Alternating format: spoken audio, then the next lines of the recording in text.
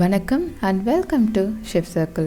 இன்றைக்கி நம்ம வீடியோவில் இட்லி, தோசை, சாதம் இப்படி எல்லாத்துக்குமே சூட் ஆகிற மாதிரி ஒரு சூப்பரான பீட்ரூட் சட்னி எப்படி செய்கிறதுன்னு தான் பார்க்க போகிறோம். இந்த சட்னி ரொம்ப கம்மியான இன்க்ரீடியன்ட்ஸ் இருந்தால் போதும் குயிக்கான டைமில் செஞ்சு முடிச்சிடலாம். இந்த பீட்ரூட் சட்னி எப்படி செய்கிறதுன்னு பார்க்கலாம். இந்த பீட்ரூட் சட்னி செய்கிறதுக்கு ஃபஸ்ட்டு ஒரு பேனில் 1 டேபிள் ஸ்பூன் அளவுக்கு எண்ணெய் சேர்த்துக்கலாம். எண்ணெய் லைட்டாக சூடாகி வந்ததும் இதில் ஒரு சின்ன சைஸ் புளி சேர்த்துக்கோங்க.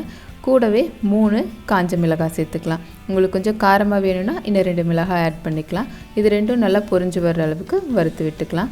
இது பொரிஞ்சதுக்கப்புறம் இதில் 1 டேபிள் ஸ்பூன் அளவுக்கு கொத்தமல்லி விதை, கூடவே 1/2 டேபிள் ஸ்பூன் அளவுக்கு சீரகம், அப்புறம் 1 டேபிள் ஸ்பூன் அளவுக்கு கடலைப்பருப்பு, 1 டேபிள் ஸ்பூன் அளவுக்கு உளுத்தம் பருப்பு இதெல்லாம் சேர்த்துட்டு நல்லா பொன்னிறமாக வர்ற வரைக்கும் அதை ஃப்ரை பண்ணிக்கலாம்.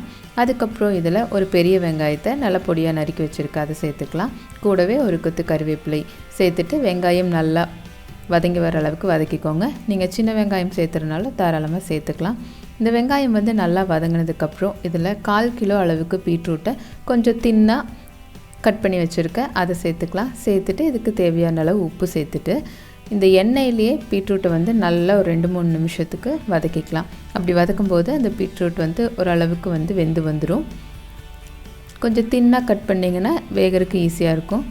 ஸோ இந்த மாதிரி வதக்கினதுக்கப்புறம் பேனை கவர் பண்ணி லோ ஃப்ளேமில் வச்சு ஒரு 5-10 நிமிஷத்துக்கு குக் பண்ணால் அந்த பீட்ரூட் நல்லா குக் ஆகி வந்துடும். தேவைப்பட்டால் கொஞ்சமாக தண்ணி தெளித்து வேக வச்சுக்கோங்க. ஆனால் அவசியம் இல்லை, அது மூடி வைக்கும்போது வர ஆவியிலேயே அந்த பீட்ரூட் நல்லா குக் ஆகிரும்.